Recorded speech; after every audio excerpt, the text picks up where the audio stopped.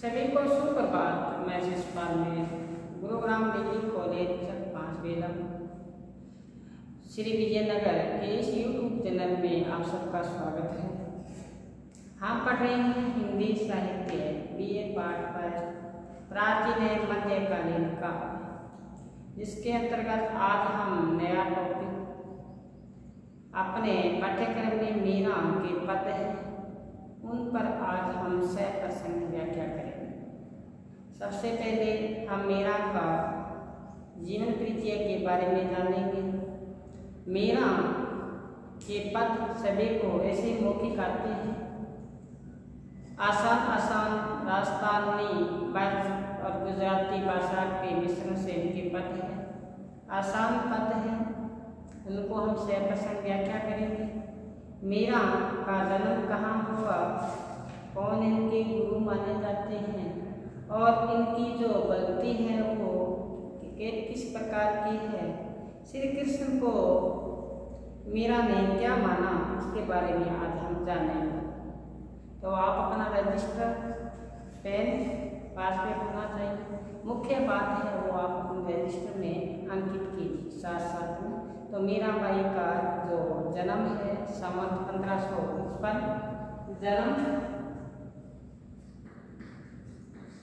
1555 संवत से जीवन काल रहा 1620 तक।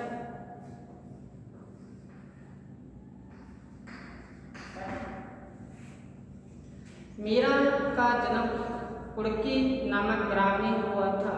मीरा का जन्म कुड़की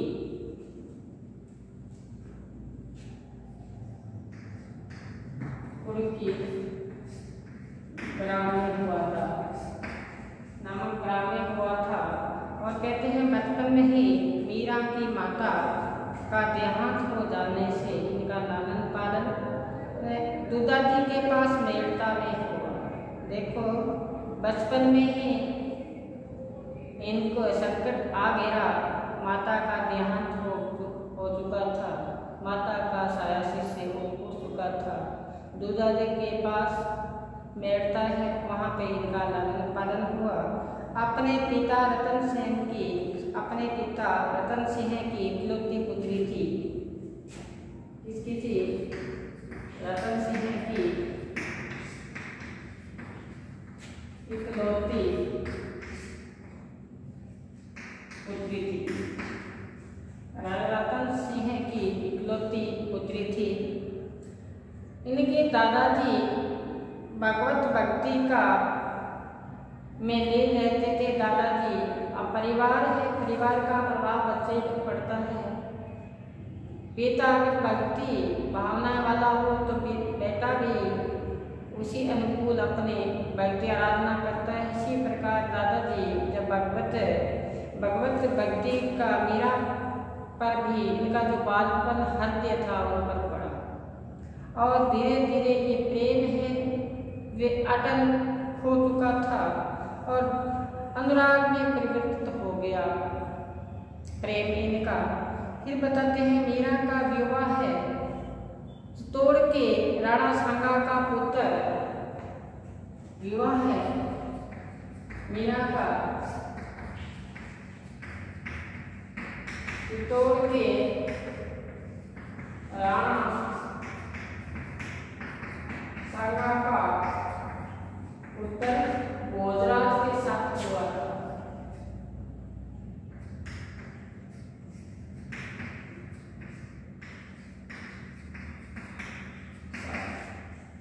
इनका विवाह चित्तौड़ के महाराणा राणा सांगा के पुत्र भोजराज के साथ हुआ, लेकिन विवाहिक सुख ज्यादा दिन नहीं दिखा था और अपने पति का साया भी इनके सिर से उड़ चुका था। बचपन में ही श्री कृष्ण जी से लगाव था दादाजी की प्रेरणा से, इसलिए बाद में इन्होंने संसार से मीरा को निवृत्ति हो जाती है। संसार से मीरा को निवृत्ति हो जाती है, यानी कि अलगाव हो जाता है। मीरा को संसार से मोह टूट जाता है और श्री कृष्ण भक्ति में लीन हो जाती है। श्री कृष्ण जी को ही अपना पति मानती है। एक जगह लिखा है, मेरे तो गिरधर गोपाल दूसरो नाही कोई। देखो, मेरे तो गिरधर गोपाल दूसरो नाही कोई, जाके सिर मोर मुकुट मेरो पति है सोई। जिसके सिर में मुकुट है वो मोर मुकुट है, वो मेरा पति है। एक जगह प्रेमचंद जी ने लिखा है कि पराजित मनोवर्ती आध्यात्मिक की ओर दौड़ती है। जब हम सभी जगह पराजित हो जाते हैं, आध्यात्मिक की ओर हम दौड़ते हैं। इसी प्रकार मीरा जब बचपन में माता का अपने स्नेह टूट चुका था, माता इनका साया हो चुका था, बाद में पति का भी वैवाहिक जो जीवन था वो ही सुख में नहीं रहा, इसलिए इन्होंने बाद में भक्ति की, श्री कृष्ण जी को क्या माना, पति के रूप में माना। अब देखो कि जैसे ही श्री कृष्ण जी को अपना पति रूप में माना तो समाज उनको मान्य नहीं किया। समाज में इनकी आलोचना हुई, परिवारजन, ससुराल वाले तो इनको कष्ट ही कष्ट दिए, जीवन में सदैव कष्ट ही कष्ट दिए। राणा ने जहर का प्याला भेजा कि ये मीरा को दिया जाए, लेकिन मीरा ने वो जहर का प्याला पी लिया अमृत समझकर, और वो अमृत ही बन चुका था। फिर सर्प का पटारा भेजा, वो सर्प का पटारा भेजा तो वो इस विषजर था, वो शालिग्राम की मूर्ति में परिवर्तित हो गया। अगर हम एक विश्वास के साथ उस अज्ञात सत्ता को माने तो हमारा कोई प्रभाव नहीं पड़ता, दूसरा कोई परेशानी हमारे सामने नहीं आ सकती। अगर मुकाबला करना पड़ता है, तर्ज लाज है कार सब तजिए, मिल साध संगत रही जय। गुरबानी की पंक्ति आती है, कहते हैं कि लोक लाज त्यागनी पड़ती है, जिस प्रकार से मीरा ने त्यागी। मीरा ने लोक लाज त्यागी तो ससुराल में सास ने कहा कि इन्होंने कुल की लज्जा लगा दी। लोगों ने कहा मीरा बावली हो गई है। लोग कहे मीरा गई बावरी, सास कहे कुल नासी रे। लोग तो मीरा को बावली बताया, सास ने कहने लगी कुल नासी रे, कुल का नष्ट कर दिया कुल को। और मीरा की जो रचना है वो नरसिंह मायो, देखो इनकी जो रचनाएं मीरा ने लिखी,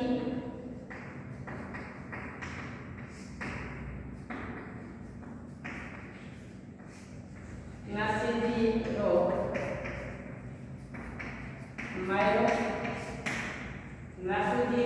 मायो। दूसरी रचना इनकी है गीत गोविंद की टीका।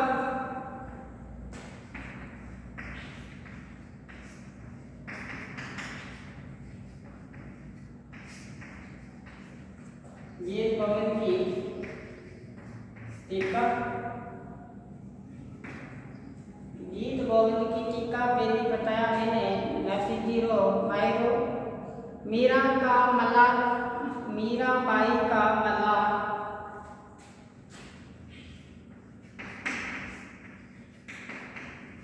बाई का मला, इस प्रकार से याद कर लेना। ये दो तीन रचनाएं हैं। मीरा के गुरु रविदास माने जाते हैं। मीरा के गुरु रविदास माने जाते हैं, माने ही जाते हैं, वास्तविकता है या नहीं है ये पता नहीं है। गुरु इनके रविदास माने जाते हैं, जो जाति से समाज थे और ये राजपूत थे। तो मीरा की हम अगर काव्यगत विशेषता देखें इनकी, हम देखें मीरा की काव्यगत विशेषता देखें तो जैसे मीरा की काव्यगत विशेषता में सबसे पहले आते हैं मीरा की जो भक्ति थी वो माधुर्य भाव की थी। क्या थी, भक्ति थी वो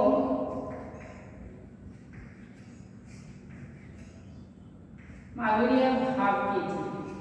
भक्ति माधुर्य भाव की थी। माधुर्य भाव का आशय अपने आराध्य को पति माना। श्री कृष्ण को क्या माना, पति के रूप में स्वीकार किया मीरा ने। जैसे मैंने कहा था, मेरे तो गिरधर गोपाल सो नाहे कोय, जाके सिर बोर पट मेरो पति है सोए। मेरा जो पति है वो श्री कृष्ण है। मीरा की जो भक्ति बताई काव्य विशेषता में माधुर्य भाव की, इनके अपने पति के रूप में माना श्री कृष्ण जी को और स्वीकार किया। उनकी पत्नी स्वयं उनकी पत्नी बनी।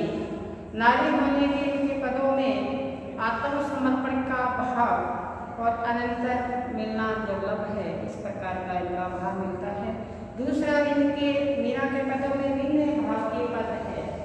देखो, दूसरा विनय भाव के पद है। भाव के पद मीरा के विनय आपने निवेदन किया है अपने आराध्य को, श्री कृष्ण को। कहते हैं कि आप मेरे को निहारते नहीं हो, मैं आपको कब से निहार रही हूँ।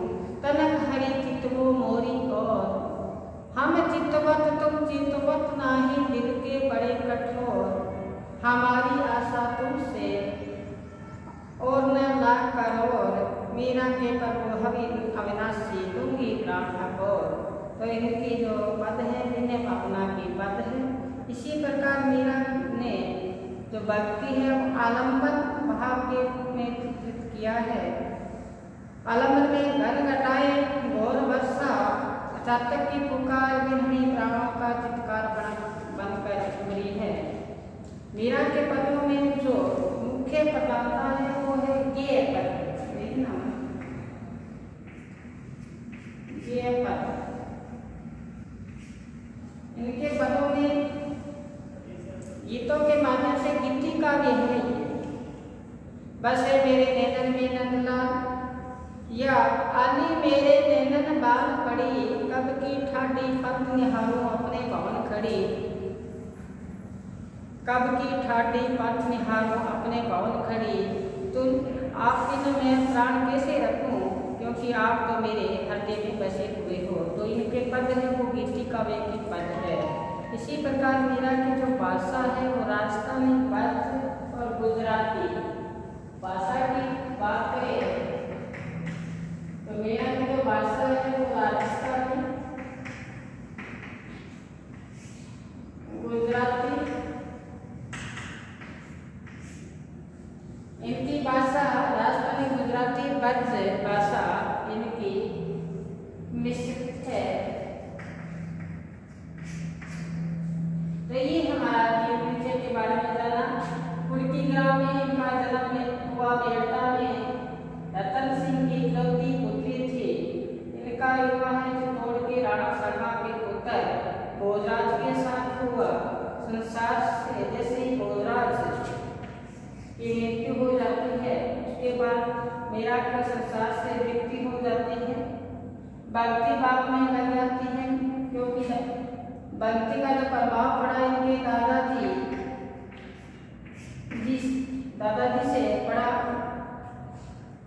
बचपन में कोमल हृदय पर इनके श्री कृष्ण जी की भक्ति की जो छाप पड़ी थी वो अटूट हो गई। बाद में पति के रूप में श्री कृष्ण जी को माना, आत्मा परमात्मा की बनी।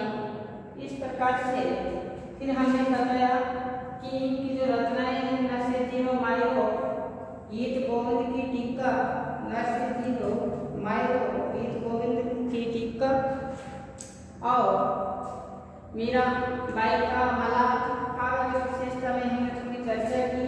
माधुर्य भाव के पद है, विनय भाव के पद है, गेय पद है, इनकी भाषा है और राजस्थानी पद और गुजराती मिश्रण है इनका। और फिर इनके जो अलंकार और मुहावरों का भी प्रयोग पदों में अनुरूप सहज और स्वाभाविक रूप में हो गया है। इसी प्रकार मीरा के पदों में जो भक्ति की त्रिधारा के दर्शन हमें होते हैं। तो ये इनका जीवन परिचय था। अब चले इनका पद हम शुरू करते हैं। सबसे पहले एक छोटा सा पद लेते हैं, उस पर हम चर्चा करते हैं कि आपने हमारे लिस्ट में कर दिया। तो चले हम इनका छोटा सा पद लेते हैं।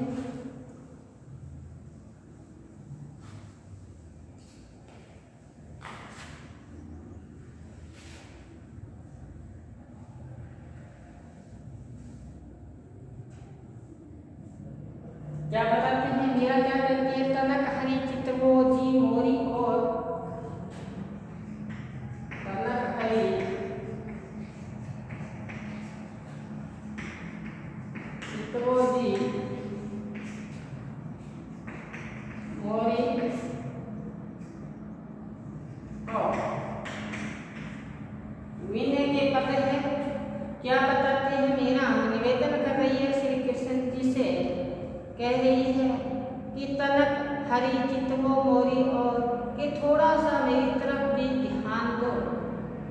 आप मैं आपके शरण में आई हूँ और इसलिए आप मेरी तरफ थोड़ा ध्यान दो। तनक थोड़ा ईश्वर चितवो याद दिलाती हूँ आपको, कहते हैं मोरी और मेरी ओर ध्यान दो। जैसे सैजोबाई ने कहा था, अब तुम मेरी ओर निहारो मेरे अवगुण पर मती जाई जियो। तो मेरी तरफ देखो, सैजोबाई के पद आते हैं, उसमें बताया। इसी प्रकार मीरा ने कहा कि चितवो तनिक चितवो हरि मोरी और हम चितवत तुम चितवत नाही, हम चितवत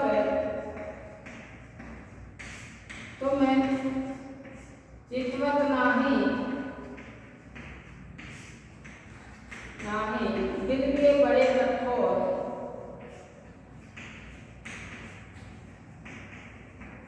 बड़े कठोर। हम चित्तवत कहते हैं, हम आपकी तरफ देखते हैं, आप हमारी तरफ निहारते नहीं हो, दिल के बड़े कठोर हो चुके हो। देखो अपने आराध्य को माधुर्य भाव से किस प्रकार से कहा, कहते हैं आपका हृदय पत्थर बन चुका है, हम तो आपके शरण में आए हुए हैं, हम तो आपको पुकार रहे हैं, अर्ज कर रहे हैं, अर्ज करत भयो भोर। कहते हैं रात्रि को हमने प्रार्थना की, प्रार्थना करते करते भोर हो गई, सुबह हो गई। तो क्या कहते हैं, हम चित्तवत तुम चित्तवत नाही, दिल के बड़े कठोर। हम तो कहते हैं आपकी शरण में आए हैं, आप हमें शरण में लेना नहीं चाहते। आगे देखो, हमारी आशा चितमनी तुम्हारी, आशा चितमनी तुम्हारी, कहते हैं हमारी एक ही आशा है आपसे, हम और कोई ठिकाना नहीं है हमारा, एक आप ही हो और न दूजी दो, और न दूजी दो। कहते हैं और कोई हमारा ठिकाना नहीं है दूसरा कि हम कहीं जाए। एक इस प्रेम यहाँ बताया। आगे बताया है तुमसे हमको तुम ही हो, तुम से हमको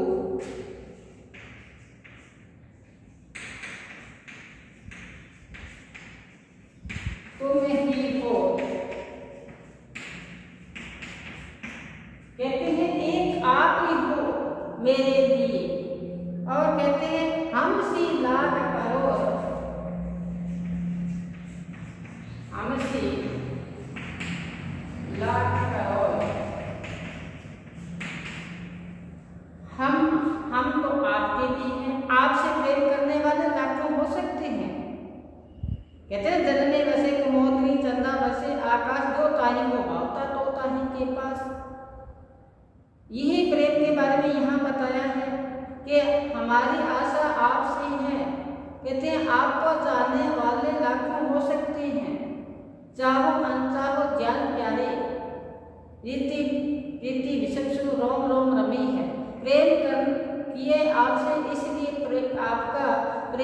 रोम रोम में बसा हुआ है। आगे देखो क्या कहता है, वो भी ठाडी आज करत हूँ, वो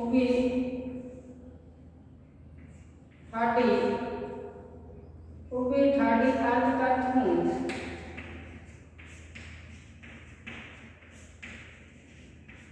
आज का भयो घोर,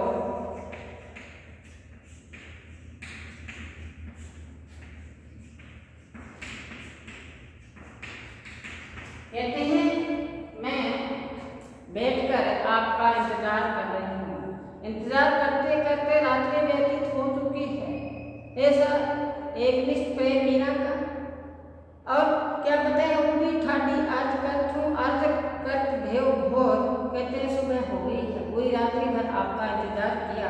मीरा के प्रभु हरि अविनाशी, मेरे श्री कृष्ण हरि है, वो अविनाशी पुरुष है। दूंगी प्राण आपको, मैं अपने प्राणों का त्याग कर दूंगी उन पर, मैं अपने प्राणों का त्याग कर दूंगी, क्या कर दूंगी। तो क्या होता है कि तनक हरि की तो मोरी और आप मेरी तरफ थोड़ा ध्यान दीजिए।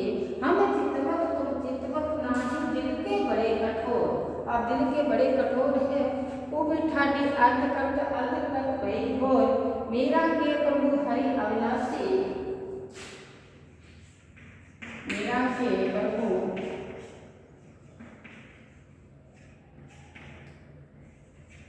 हरि अविनाशी,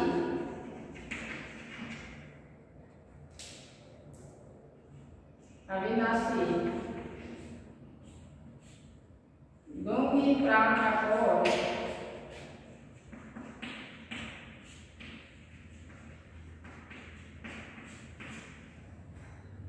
दूंगी प्राण आपको। कहते हैं कि मैं तो आपकी दासी हूँ। देखो दास बनना बहुत मुश्किल है। दसों का दास अपने हस्ती मिटाए। मीरा को किस बात की कमी थी। एक राजा की पुत्री, राजा रतन सिंह की पुत्री और राजा भोज के पुत्र, रणसांगा के पुत्र भोजराज की ये पत्नी, किसी प्रकार की इनको कमी नहीं थी। न धन दौलत की कमी थी, न गहने कपड़े की कमी थी, न डॉक्टर की कमी थी। किंग डॉक्टर इनके पास थे, गहने कपड़े इनके पास थे, नौकर चाकर इनके पास थे। लेकिन फिर भी क्या कहा, हेरी मैं तो प्रेम दीवानी, मेरा दर्द न जाने कोई। मैं तो ईश्वर के नाम पर क्या बन चुकी हूँ, दीवानी बन चुकी हूँ। मेरा दर्द न जाने कोई। कौन सा दर्द था, एक तड़प थी, व्याकुलता थी श्री कृष्ण जी से मिलने की। ऐसी व्याकुलता बेचैनी श्री कृष्ण जी से मिलने की थी और उनको कोई अच्छा नहीं लगा। उन बिना सब जग खारो लागत है और बात सब काची। कहते ईश्वर के बिना सारा संसार खारा लगता है और जो भी बात मेरे से कर रहे हो ये बात कच्ची है। देखो कि और जो भी बातें हैं सब कच्ची है। उन बिन सब जग खारो लागत है। एक एक पंक्ति करोड़ रुपए की, आप लिख लिया तो साथ साथ में जो भी बात बताई जाती है। कहते हैं उन बिन सब जग खारो लागत है और बात सब काची। कहते हैं मीरा श्री कृष्ण जी के बिना सारा संसार खारा लगता है। क्योंकि मैंने बताया था कि मीरा को संसार से विरक्ति हो चुकी थी, संसार से अच्छा नहीं लगता था। अपने पति का भी साया उनके सिर से उठ गया था, विधवा हो गई थी। तब उनको अपने पति श्री कृष्ण जी को अपना पति माना। तो ये हमने पहला पद पढ़ा, कौन सा, हरि तनक चितवो मोरी और हम चितवत तो चितवत नाही, दिल के बड़े कठोर। आगे बताया भारी आशा चितवनी पूरी और मैं दूजी और तुम हम को हम सीधा करो उबे ठाडी अर्थ कर तो अर्थ करत भयो भोर। मीरा के हरि अविनाशी दूंगी प्राण आपको। हमने आज एक पद पढ़ा, इनका शुरू किया जीवन परिचय जाना। कल इनका हमारे पाठ्यक्रम में जो पद है वो उस पर गए पदों पर चर्चा करेंगे, सह प्रसंग व्याख्या करेंगे। तब तक आप घर पर रहें, सुरक्षित रहें, पढ़ते रहें।